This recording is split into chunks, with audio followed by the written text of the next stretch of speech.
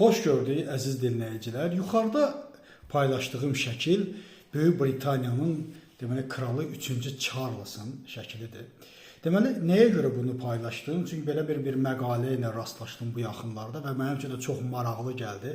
İstədim bu çox maraqlı olan məqaləni sizlə də paylaşım. Deməli, şəkildə də gördüyünüz kimi Charles 40 ildir ki, demək olar ki, eyni paltonu geyinir.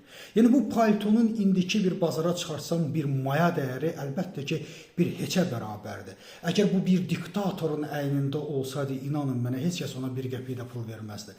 Amma belə bir kübar bir insanın əynində olmaq, həm də 40 il bir paltarı geyməklə, paltonu geyməklə aristokratiyanın və xalqı üçün işləyən bir rəhbərin, xalqı üçün öz qanını, yağını, paltarını, hər şeyini, varını, yoxunu xalqı üçün xərcləyən bir aristokratın biz həm də şəklini görmüş oluruq. Nəyə görə mən bunu deyirəm? Ona görə mən bunu deyirəm ki, aristokratiya davamlılıq paltarla ölçülmür.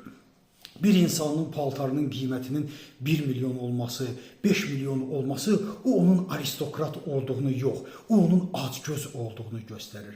Məhz bu insanın heç bir yerdə balasının 3 milyonluq saat itirdiyinə rast gəlməzsiniz. Və yaxud da ki, bu insanın şalvarının qiymətinin 100 min olduğuna heç vaxt rast gəlməzsiniz. Bu yalnız və yalnız acgöz olan ölkələrdə, aristokratik olmayan, yalnız həyatı boyu uğurluğu anlayan, cahil olan bir məmləkətə aid olan xüsusiyyətdir ki, özünün, öz şəxsiyyətini, öz dəyərini yalnız paltarıyla, paltarının bahalığı ilə göstərsin. Baxın, xalqı üçün işləyən, xalqın rifahı yaxşı olsun, xalqım gözəl geysin də, mən 40 illik bir paltonu geyinərəm. Bax, belə bir şəxs aristokrat adlanır. Baxın, budur İngiltərə aristokratiyasının, necə deyərlər, möhtəşəmliyi. Amma biz diktator ölkələrdə nəyin şahidi oluruq? Acgözlüyün şahidi oluruq. Nə olur olsun, ayaqqabının qiyməti 100 min, 200 min, 300 min, 1 milyon. Çünki öz dəyərləri yoxdur.